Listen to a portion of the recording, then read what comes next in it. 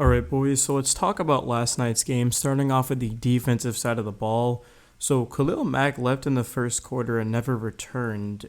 And clearly the Chargers had trouble getting pressure on Geno Smith rushing four. They had to blitz in order to do so. Now there were seven pressures combined to lead to Pelotu, Bud Dupree, and Caleb Murphy. But if Mack does miss more than 2 weeks, I'm going to be very concerned with this pass rush. Let me know your guys' thoughts if you agree or disagree on that take. I'm not saying anyone's going to be like, oh, no Mac, no problem.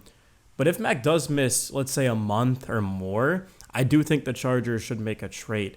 Because as we saw, like a team like the Kansas City Chiefs, for example, in week one in Brazil, Sao Paulo, they had trouble getting after Herbert at least consistently.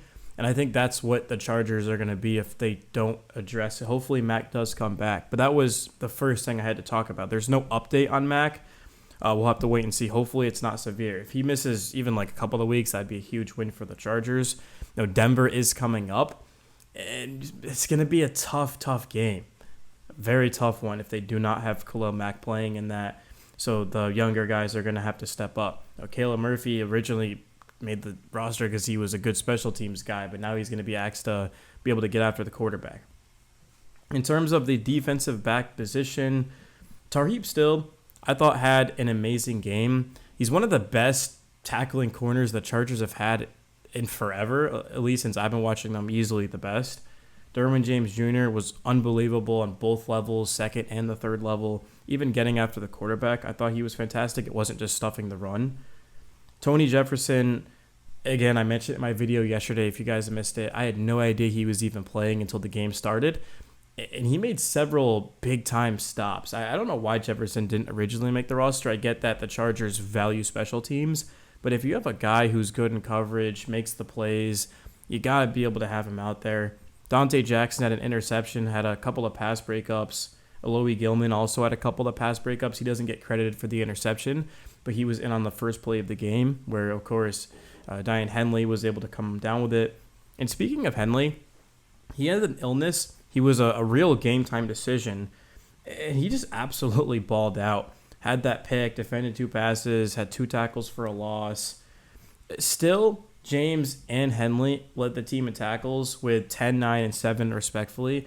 It was just a very dominant game by the defense on just all levels. Pass breakups, tackling for loss, getting after Geno Smith, intercepting the ball, 3 picks. It was just as good of a defensive game as the Chargers possibly could have played. They truly did bail out the offense.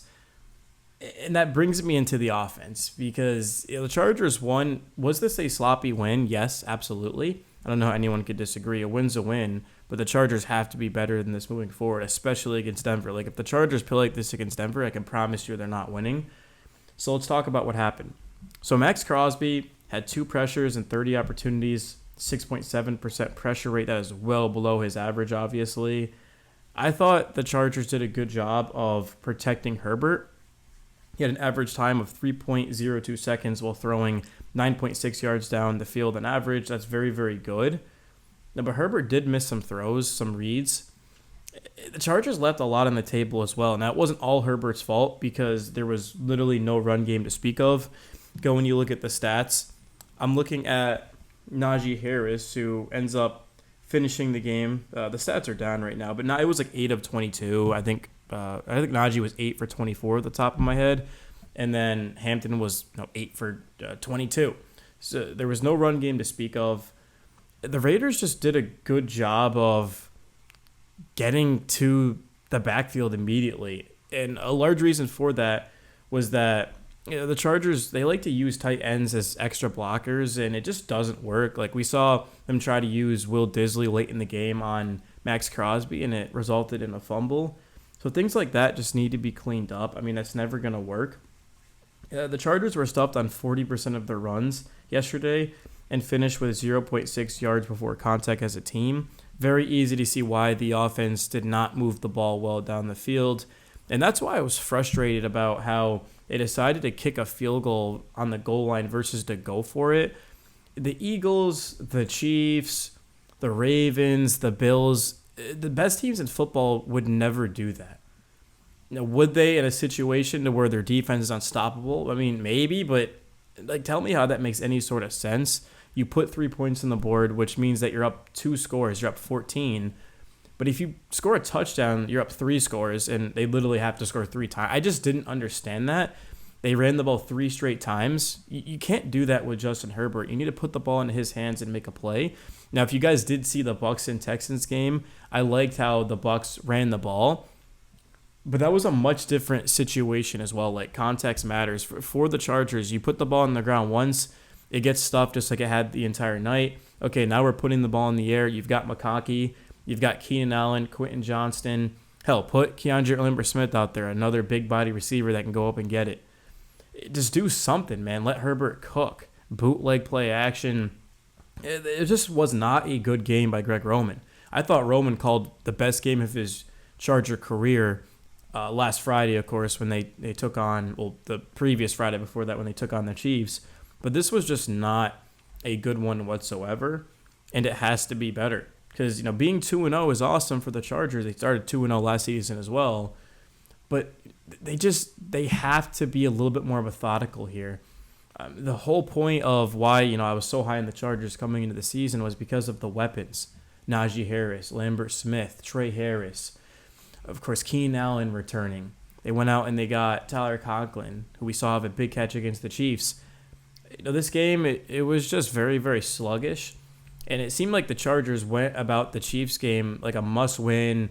They were at their best. And then the Raiders game, it was just completely lackadaisical. I get the Raiders won their first game. They were at home. The crowd was loud. It was electric. But it wasn't a promising game for the Chargers. And I'm not able to access the tape right now. I don't know what's going on with my account. I'm kind of glad I'm not able to do so, though, because I really don't want to even look at the offensive tape because I know it's just going to kind of be frustrating. So hopefully against the Broncos, the run game can get going, because if it can't, it is going to be a long afternoon for the Chargers. They're not beating the Broncos without a run game. I promise you guys, man. Remember me saying this. I don't think the Chargers are going to lose by any means, but if they do, go and look at the run game. It's probably going to be 3.2, 3.3 yards per carry. And they're not going to be able to move the ball down the field because the Broncos, they can get pressure rushing 4, which means they're going to have 7 guys back into coverage, and that's a lot to ask for Justin Herbert, man. If anything, you would want the Broncos blitzing. I believe they blitzed on 70% of passing downs against the Colts last week, and Daniel Jones threw for about 220 yards and a touchdown off of it. But that's exactly what the Chargers want is, blitz us, give us opportunities, and let me hit my playmakers if I'm Herbert.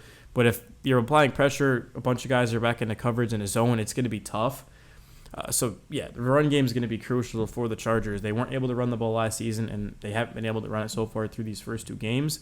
So Greg Roman's got to be better. Anything else I want to add offensively? I thought Trey Pipkins had another good game. I thought collectively the offensive line had another good game. They were incredible in Week 1 against the Chiefs, and they were very good in this one as well. I can't believe it. I was watching ESPN this morning, and they were talking about how, hey, look, the Chiefs have multiple players on the offensive side of the ball down with injuries, and they weren't really giving the Chargers credit for winning that game and being up in this division. The Chargers are without Rashawn Slater, arguably the best left tackle when healthy in football. As we've seen time and time again, even when he was banged up, playing basically like 0.5%, he was still a Pro Bowl player, and when he's fully healthy, All-Pro easily. The Chargers are without Slater, probably their second best player on the entire roster behind Justin Herbert, and they still are 2-0, and it doesn't have to be all pretty. The first game I thought was incredible. The Raiders game was kind of sloppy, but the Chargers are finding ways to win with that next man up mentality, and they're going to do the same without Khalil Mack. So now all of a sudden you're without Mack, you're without Slater, and you're facing off against the Broncos, who are as fully healthy as it gets. But there's no excuses for the Chargers. They're just going out there and taking care of business. And at the end of the day, they do have to get a run game going. Of course, they got to generate pressure rushing 4 specifically without Khalil Mack. But they're going to find a way to win these games regardless. Of course, it helps you. But that's why I really appreciate Jim Harbaugh and his staff and what they've done. And I commented this yesterday in my video saying that I truly believe the Chargers have got to win the Super Bowl this season, because it's going to be a hell of a lot more difficult when they lose Jesse Minter. I think he's going to be a head coach next season. Last season I said he's going to be probably a year away from being at the top of the market. We're getting to the point now where everybody is taking notes of Minter. Look what he's done with this defense, guys.